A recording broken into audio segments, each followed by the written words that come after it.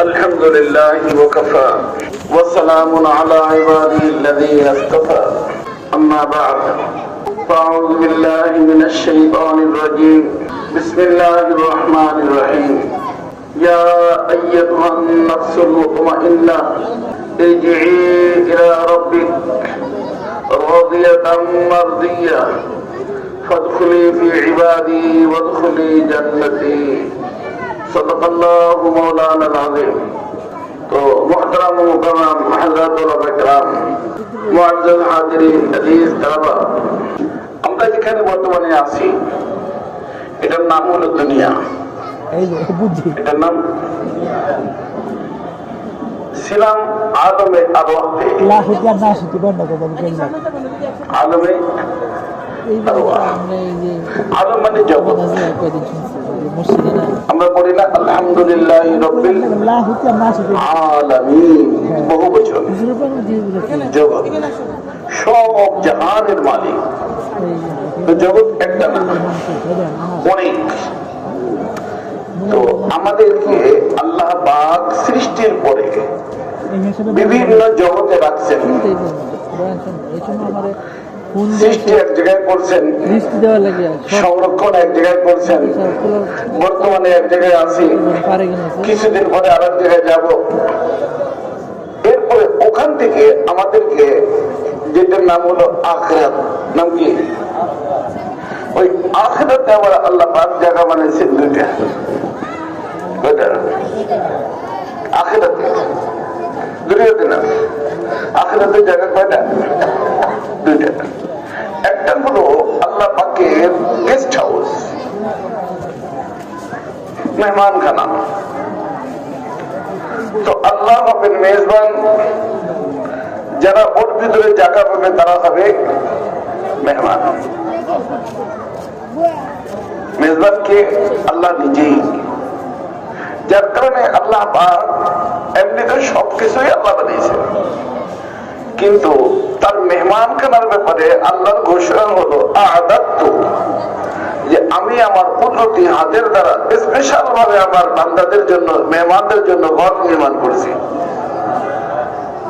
তো আল্লাহ লা মিসাল লাহু ওয়া লা মাসিল লাহু, আল্লাহর যেরকম কোনো মিসাল নাই, আল্লাহ নির্মাণ করা ঘরের কোনো মিসাল নাই।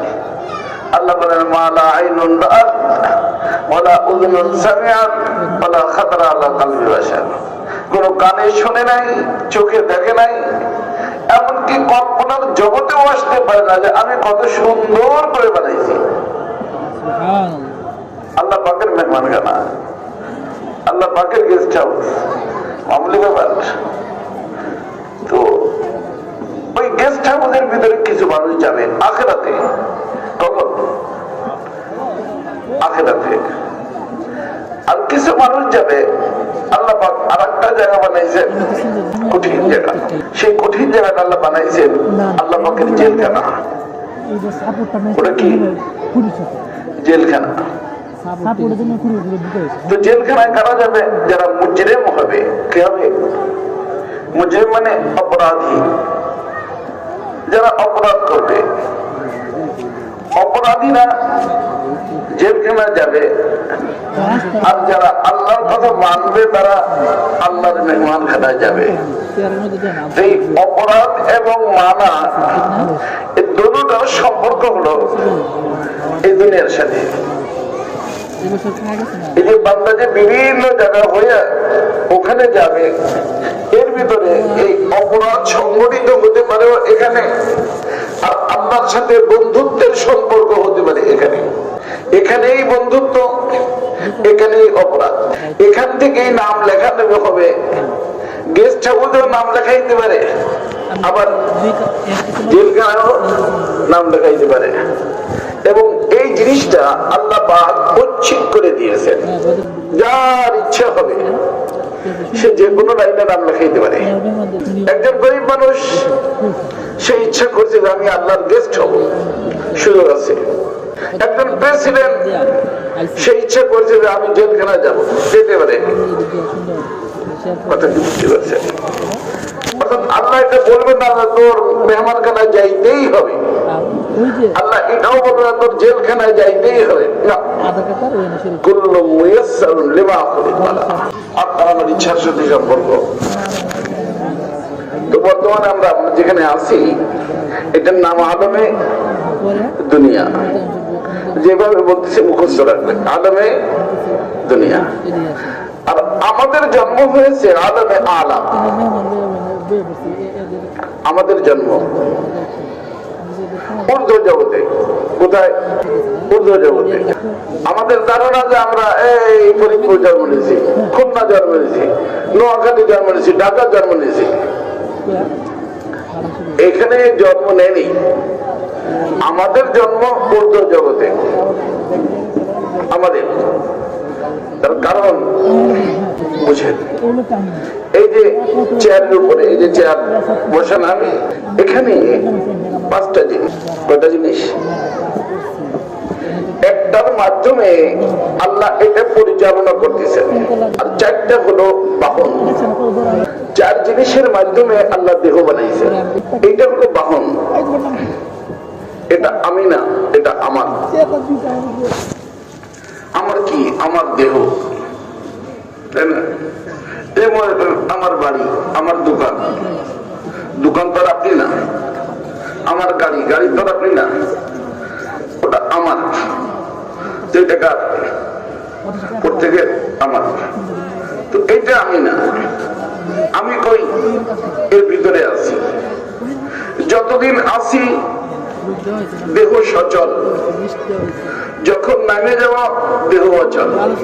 তো আমি ভিতরে ঢুকে দেহ সচল থাকলে হায়াত, আমি নামলে দেহ অচল মউত। কথা বুঝছেন? ওই আমি হলো রূহের নাম। কিসের নাম? রূহ একটা জিনিস, নাম শুনছেন?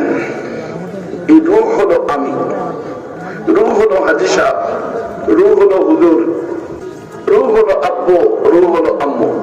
কিন্তু রূহ অদৃশ্য, দৃশ্যমান না। যখন এই রূহকে, রূহই মানুষ, এই মানুষকে আল্লাহ তাআলা যখন বানানোর ইচ্ছা করলেন, তখন ফেরেশতাকে বলছিলেন ইন্নী জাইলুন ফিল আরদি খলিফা। কোথায় পাঠালেন? জমিনে। খেলাফতের দায়িত্ব দিয়া এই নতুন মখলুককে। ফেরেশতারা সম্মতি দেয়নি। আল্লাহ তাআলা বলছেন ইন্নী আ'লামু মা লা তা'লামুন, তোমরা জানো না যে আমি এদেরকে কিভাবে কি করতে চাচ্ছি। ফেরেশতারা বুঝে নাই। আল্লাহ তাআলা মানুষ বানাইলেন, মানুষ বানাইয়া সব মানুষকে এরকম সেমিনার করছে। ঊর্ধ্ব জগতে মানুষের জন্য 2টা সেমিনার হয়েছে, একটা আম, একটা খাস। আম যে সেমিনার করছেন সেখানে সব মানুষের উপস্থিতি ছিল। খাস যে সেমিনার করছেন ওখানে শুধুমাত্র যাদেরকে আল্লাহ পাক নবী রাসূল বানাইয়া দুনিয়াতে পাঠাবেন তাদের সেমিনার হয়েছে। তো একটা সেমিনার হলো আল্লাহ পাকের রুবুবিয়তের স্বীকারোক্তির জন্য, আর একটা সেমিনার হলো আল্লাহ পাক করছেন আল্লাহ রাসূলের খাতমে নবুয়তের কথা বলার জন্য। আম খাস। আম সেমিনারে জন্মের পরে আল্লাহ সকলকে জিজ্ঞাসা করেছিলেন আলাস্তু বিরাব্বিকুম। শুনছেন? জিজ্ঞাসা করেছিলেন কে? কোথায়? উত্তরা। ঊর্ধ্ব জগতে। ঊর্ধ্ব জগৎ যেখানে আল্লাহ মানুষকে বানাইলেন, মানুষ বানাইয়া মানুষের অস্তিত্ব দিয়া, এর আগে কল্পনা, মানুষকে অস্তিত্ব দিয়া। কারণ রব বলা হয় ওই সত্তাকে যার মধ্যে 3টে গুণ থাকে। তার প্রথম নম্বর গুণ হলো আদম থেকে যেই সত্তায় উজুদে নিয়ে আসে, অস্তিত্ববিহীন জিনিসকে যেই সত্তায় অস্তিত্ব দিতে জানেন, এর নাম হলো রব। এই জন্য রব কোন ব্যক্তি হইতে পারে না। এই প্রথম গুণে কারো ভিতরে নেই। অস্তিত্ববিহীন জিনিসকে অস্তিত্ব দিবে এই শক্তি বিশ্বের কোন খালেক মাখলুকের মধ্যে নাই। এই জন্য একমাত্র আল্লাহই হলেন রব। এই জন্য আমি বলি যে রবের উপর যদি ঈমান আইসে যায়, রব যদি বুঝতে পারেন, তো রবের ভিতরেই সব। এই জন্য রব শব্দকে আল্লাহ পাক গুরুত্ব দিয়া ওখানেও আলোচনা করছেন, দুনিয়াতেও আলোচনা করছেন, আখিরাতে প্রথম ঘাটি খবর ওখানেও আলোচনা করবেন। এখানে আল্লাহ পাক জিজ্ঞেস করলেন আলাস্তু বিরাব্বিকুম, রব। দুনিয়াতে আসার পরে ইন্নাল্লাযীনা ক্বালু রাব্বুনা আল্লাহ, রব। আর কবরে যাওয়ার পরে মান রাব্বুক, তোমার কি রব কে? তো তিন জায়গায় শব্দ কোনটা? রব। রবটা বুঝবেন, কখনো হুজুরের থেকে তাফসীরের ভিতরে বসবেন, হুজুরের থেকে বুঝবেন।